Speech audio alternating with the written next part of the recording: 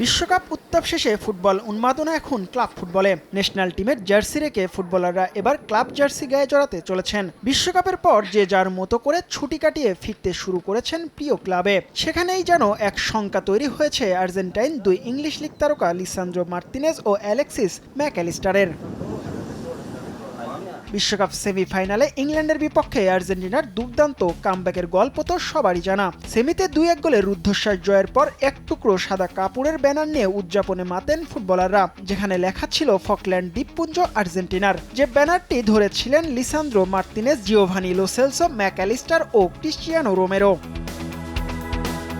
তাদের এই উদযাপন দ্রুতই ছড়িয়ে পড়ে সামাজিক যোগাযোগ মাধ্যমে। তার সঙ্গে শুরু হয় সমালোচনাও। এরপর মাঠ ও মাঠের বাইরে আরও তো কত কিছুই ঘটে গেল।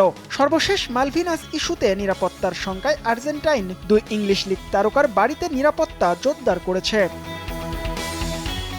ম্যানচেস্টার ইউনাইটেডের সেন্টার ব্যাক লিসান্দ্রো মার্তিনেজ ও লিভারপুল মিডফিল্ডার ম্যাকঅ্যালিস্টার ইংল্যান্ডের উত্তর পশ্চিম অঞ্চলে থাকেন। ইংলিশ গণমাধ্যম দ্য সানের মতে ম্যান ইউনাইটেড লিসান্দ্রোর নিরাপত্তা বাড়াতে সরাসরি যুক্ত নয়। এই আর্জেন্টাইন সেন্টার ব্যাক নিজ উদ্যোগে নিরাপত্তা ব্যবস্থা জোরদার করেছেন। সেই সঙ্গে তার বাড়িতে এখনো কোনো হামলার ঘটনা ঘটেনি বলে নিশ্চিত করেছে ইংলিশ গণমাধ্যমটি। হামলার ঘটনা যে ঘটবে না সেটাও পুরোপুরি উড়িয়ে দেওয়া যাচ্ছে না, কারণ ইংল্যান্ডের অতীত বিশ্বকাপ হারে খেলোয়াড়দের দেওয়ালচিত্র বা গ্রাফিতিতে হামলার ঘটনায় লিসান্দ্রোর এই সিদ্ধান্ত হতে পারে।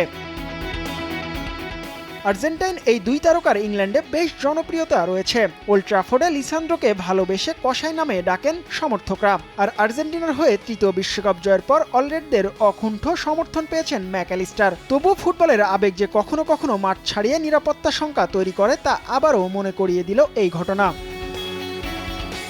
জিহাদ আল হাসান, সময় সংবাদ।